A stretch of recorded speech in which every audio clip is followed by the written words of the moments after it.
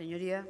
Gracias, señora presidenta. Señoría, buenas tardes. Hoy tengo que decir que me siento tremendamente privilegiada por estar hablando hoy de la Ley de Cambio Climático. Una ley muy esperada que, tras 5 años de elaboración, hoy llega a este Parlamento. Tenemos que recordar que el primer anuncio formal de la ley la promulgó el señor Griñán por allá del enero de 2013. 5 años que, desgraciadamente, desde nuestro punto de vista, presenta un texto que es, desde mi punto de vista, absolutamente decepcionante. Debería ser muchísimo más ambicioso, muchísimo más valiente de lo que es el texto. ¿Por qué digo esto? Por 2 premisas fundamentales. El primero, porque no plantea un modelo de la Andalucía de futuro que necesitamos, y segundo, porque no hace una apuesta firme hacia una vía de transición energética tan necesaria en Andalucía y tan necesaria en este país. Señorías, no estamos jugando el futuro de la humanidad, no estamos jugando el futuro de las próximas civilizaciones. Y España está a la cola de la lucha contra el cambio climático. Y hay que decir que cuanto antes nos adaptemos, las decisiones serán menos costosas y tendremos más probabilidades de éxito en cuanto a la adaptación. Los abrumadores síntomas del cambio climático, la sequía, las inundaciones, los grandes incendios, han instaurado en el imaginario colectivo la existencia del cambio climático. Hemos pasado del negacionismo de ese primo de Rajoy que negaba el cambio climático a la existencia de una conciencia ciudadana y social sólida de la existencia del cambio climático.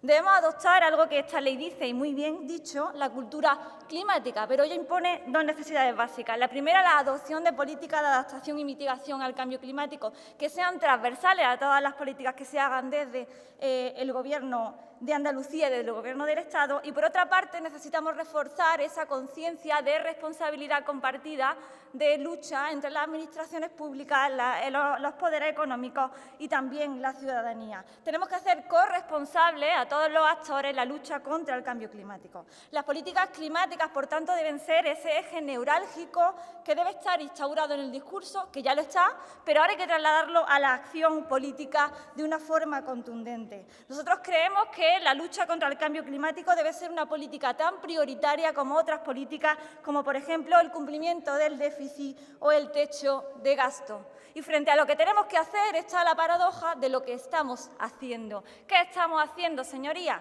Pues estamos permitiendo un mayor incremento de la desigualdad en el reparto de la riqueza, porque una minoría que se está beneficiando de los beneficios de la degradación ambiental está perjudicando a una mayoría. Y, además, las decisiones políticas estamos dejando muchas veces que se vean tuteladas por los poderes económicos, que son a su vez los que provocan el cambio climático. Por tanto, estamos en un momento histórico de transición, diría yo, hacia un nuevo modelo de país, hacia un nuevo modelo energético, hacia un nuevo modelo productivo que debe asentarse en 3 pilares fundamentales: la transición energética, la economía circular ligada hacia los residuos cero y la justicia ambiental y la justicia social. Estamos en un momento histórico donde necesitamos gobiernos que realmente se crea la lucha contra el cambio climático. Y el Gobierno del Partido Popular, en sus 2 años de gobierno, está haciendo un papel desastroso y esperpéntico en materia de lucha contra el cambio climático. Ha reducido el presupuesto un 45% y no vamos a cumplir ni los acuerdos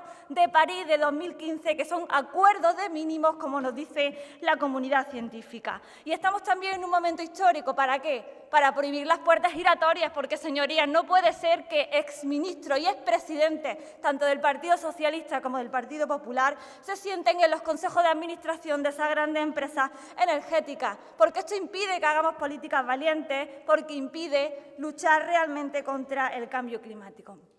Esta ley, desde nuestro punto de vista, señorías, debería ser mucho más ambiciosa, mucho más valiente y mucho más coherente con el discurso ambientalista del Partido Socialista y del Gobierno andaluz. Creemos que es un texto legislativo muy tímido, que no va a la raíz de los problemas. Creemos que no tiene verdadera voluntad de cambio del modelo productivo, de cambio del modelo energético y cambio del modelo económico que necesita en estos momentos Andalucía. Entiendo que desde el ámbito local y autonómico, que es la materia que abarca esta ley, debemos contribuir efectivamente a la lucha contra el cambio climático, que es un problema global y complejo. Pero creemos que simplemente el objetivo de reducción de emisiones difusas que plantea esta ley es tremendamente poco ambiciosa y poco valiente. Tenemos que tener en cuenta que plantea la reducción del 18% de las emisiones difusas respecto para el 2030 respecto al año 2005. Tenemos que tener en cuenta que el año 2005 fue cuando se batieron los récords de emisión en España. Estábamos en plena burbuja inmobiliaria, teníamos empresas tremendamente contaminantes como las cementeras o las ladrilleras produciendo el 100%. A partir de ese año empezó a decaer la actividad contaminante. Por ejemplo, comparándola con la ley catalana propone una reducción de las emisiones de gases de efecto invernadero del 40% para el año 2030 con respecto, eso sí, a 1990, que es el año de referencia. Por tanto, creemos que los objetivos de reducción de la ley andaluza tienen que ser mucho más ambiciosos de lo que son. También esperábamos que tras 5 años de elaboración de la ley contemplara mayor consenso social, económico, del que contempla esta ley en estos momentos. Creemos que tenemos que hacer un ingente trabajo parlamentario para enmendar el texto que aquí se nos presenta. Entendemos que esta ley debería ser la vía para las transformaciones socioeconómicas profundas que Andalucía necesita y debe basarse en 2 pilares fundamentales. El primero, una reducción drástica de los gases de efecto invernadero. ¿Y ello qué implica? Primero, un nuevo modelo energético que apueste por la energía renovable. De aquí al año 2050 deberíamos tener en Andalucía el 100% de la energía renovable y abandonar los combustibles fósiles y nucleares. Y esta ley contempla reducciones de las energías fósiles. Necesitamos también un nuevo modelo de gestión y producción de residuos, un nuevo modelo productivo y un nuevo modelo de movilidad y transporte. Sin nada de esto no conseguiremos reducir las emisiones de gases de efecto invernadero, lo que necesitamos reducirlas. Necesitamos también incrementar los sumideros de gases de efecto invernadero y aquí estamos destruyendo ecosistemas valiosísimos.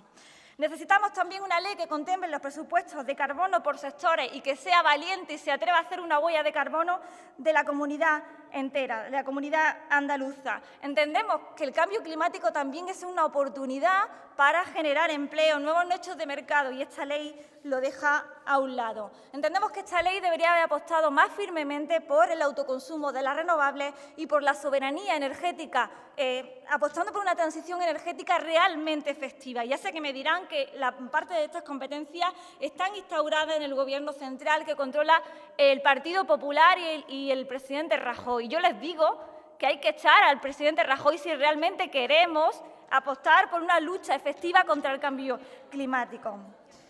Y verán, señorías, necesitamos en el fondo una ley de la que sentirnos profundamente orgullosos y orgullosas las andaluzas. Mis compañeros lo han dicho, tenemos que sacar de este Parlamento una ley que nos haga sentir muy orgullosos de que Andalucía está contribuyendo muy efectivamente con políticas públicas a la adaptación y a la mitigación del cambio climático en la proporción que le corresponde. Y entiendo que si hay voluntad de hacerse, se puede hacer. Ya veremos, a ver qué pasa. Analizando pormenorizadamente la ley, paso a exponerle unos cuantos detalles que me parecen que hay que mejorar. El primero de ellos tiene que ver con los importes de las sanciones y las infracciones. Nos parece que es francamente insuficiente, que sale más barato contaminar que aplicar las mejores tecnologías disponibles. Esta ley pivota fundamentalmente alrededor del Plan Andaluz de Acción por el Clima. El Gobierno elabora el Plan de Acción por el Clima, el Gobierno lo aprueba mediante decreto, el Gobierno establece los indicadores de evaluación, el Gobierno evalúa su desarrollo y cumplimiento. Creemos que la Consejería de Medio Ambiente no puede ser juez y parte. Entendemos que hay que hacer una evaluación objetiva e imparcial y ello implica que intervengan equipos multidisciplinares que nos permitan realmente hacer una evaluación del cumplimiento de los objetivos. Creemos que los planes de cambio climático para aquellos municipios mayores de 50.000 habitantes se quedan muy cortos. ¿Por qué? Porque son para los mayores de 50.000 habitantes, es decir, para 27 municipios de los 778 andaluces. O dicho de otra manera, este artículo solo afectaría a 4 millones de los casi 9 millones de andaluces que estamos.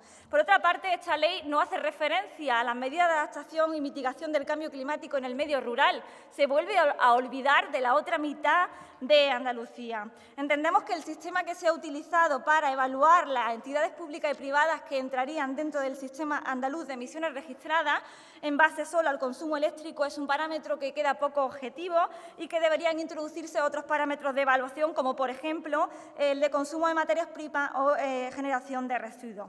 Entendemos que esta ley deja un ingente desarrollo reglamentario para la regulación de organismos e instrumentos tales como la Oficina de Cambio Climático, el Registro de Inventario de Emisiones, el Consejo Andaluz del Clima, el Registro de la Huella de Carbono. No podemos dejar al desarrollo reglamentario todos estos aspectos tan importantes. En definitiva, señorías, creo que cambiar el mundo es posible si hay voluntad de hacerlo. Decía Nelson Mandela que todo parece imposible hasta que se hace.